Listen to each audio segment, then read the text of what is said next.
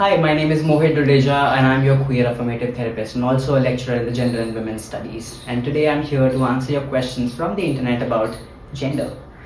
So, Mick underscore 771 says, can you share how you understand the relationship or differences between being gender fluid and being non-binary?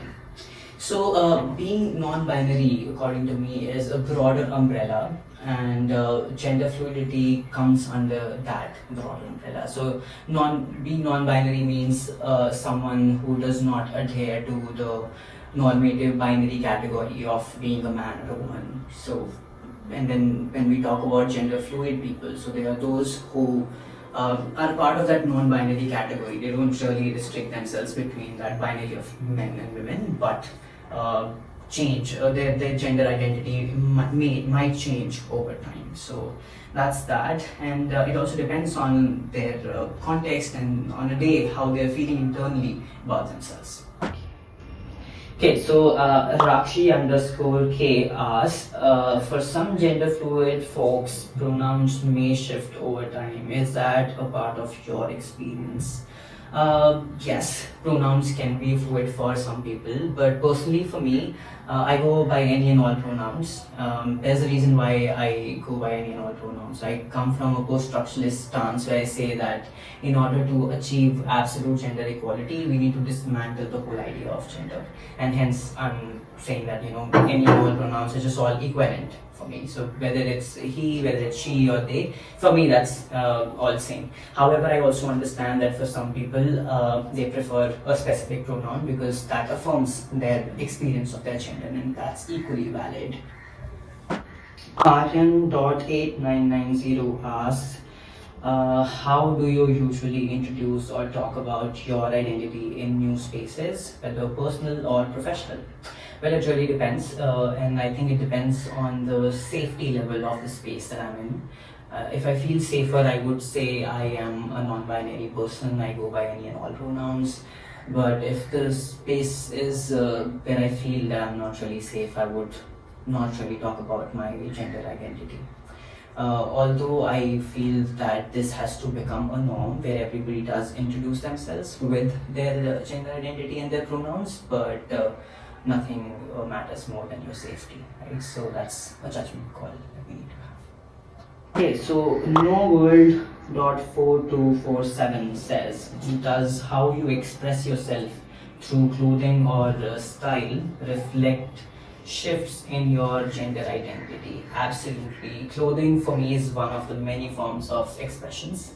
And it's not just clothing, but also one's painted nails or wearing a lipstick or wearing bindi or anything on your forehead, and that's all it's all related to, in a normative society, they're all associated to certain forms of gender expressions. But for me, being a gender fluid person, being a non-binary person, it doesn't really matter. In fact, I feel the most irritated when certain forms of expressions are associated with certain gender roles or genders.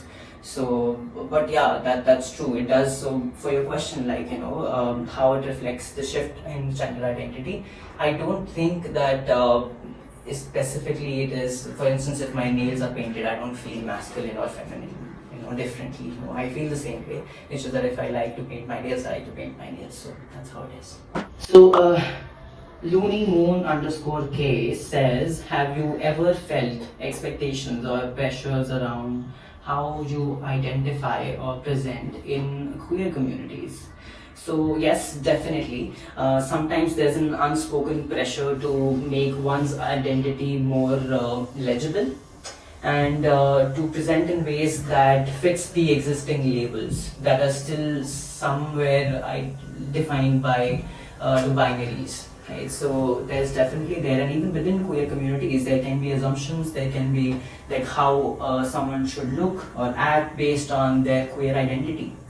I try to hold compassion for those tensions while also advocating for a broader understanding of queerness that make room for fluidity, ambiguity, and self-determination. Ranger0710 says, What are some common myths or misunderstandings people have about gender fluid individuals, non-binary individuals that you would like to challenge? So one of the myths that we have is that we are confused, or that we don't really know, or that we are just following a trend and that's why we are gender fluid or non-binary. That's absolutely rubbish. It's not true. We're not confused. In fact, we are the ones who have spent good amount of time in understanding, exploring our own selves and investigating that how we feel and what are some of the ways we can identify with certain vocabulary or ways of expression. And I think for years and years, people who identify within the binaries, it's been easy for them because they see the representation for themselves around them in the society, in the movies, media and stuff. But for us, it took us, especially like if I talk about myself, I'm from a generation in 90s where like there was absolutely no vocabulary to define the experiences that I was having or I was feeling, the identity that I was developing. So yeah, those are the misconceptions I definitely want to challenge and fight against.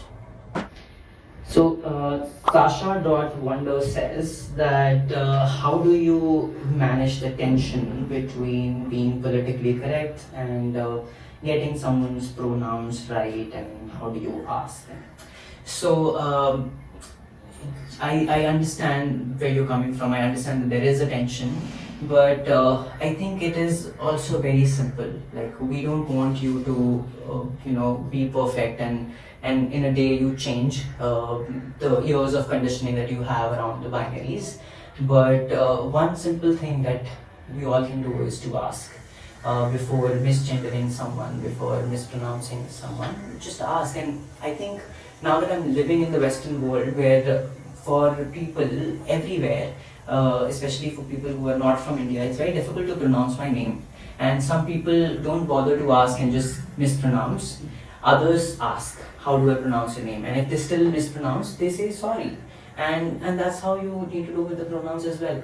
Just ask and then try to remember that, put your conscious effort, because that's how we respect people. But if you make mistake, that's absolutely fine. Just apologize and move ahead. Right? So it's that simple. Serious Try for Real says, if you're comfortable sharing, how has your gender fluid identity shown up in your work as a therapist, either personally or in client interactions? So I think first of all, my identity definitely allows me to hold a deeply non-judgmental and expansive space for my clients. It has helped me build rapport, although not every time, but at times a strategic call for sharing my personal experiences has helped clients feel less alone. Especially when you are from a marginalized community and your clients are also sailing similar boats, it helps to know that you're not alone. So basically, I get it. Thank you so much for tuning in, and we'll see you in the next video. Bye.